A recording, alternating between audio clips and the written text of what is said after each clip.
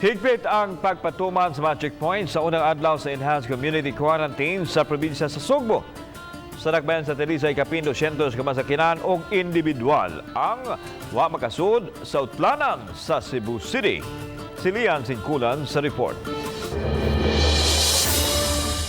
Alas 12:01 sa tungang gabi igipatuman ang Enhanced Community Quarantine sa probinsya sa Sugbo. Gani mismo si Governor Gwen Garcia nangunay sa pagsusi sa mga checkpoint sama sa utlanan sa mga dakbayan sa Talisay ug Cebu. Atol sa among pagsusi kaganiha, higpit nga gipatuman ang checkpoint sa mga mopasulod sa Talisay City. Ang uban naglibog pa kung exempted ba sila o dili.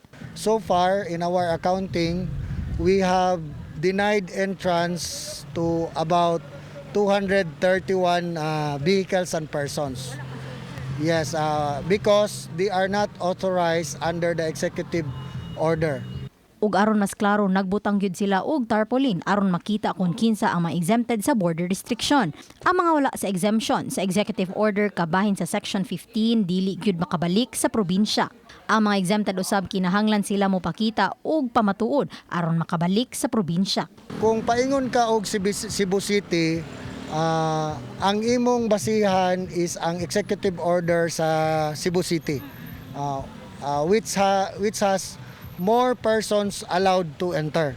But when you go back to the province of Cebu through the borders of Talisay, Mandaue, and Balamban, we will base our quarantine control point sa executive order ni Governor. Samtang sa utlanan sa Talisay City ug lungsod sa Minglanilla, laing checkpoint ang gipahigayon. Gawas sa checkpoint, tagsa-tagsang gi-disinfect ang mga ligid sa sakyanan. Gawas niini, gi-check usab ang temperatura sa mga mosulod sa boundary. Uban ni Renante Quiñones, Lian Singkulan, Balitang Bisda.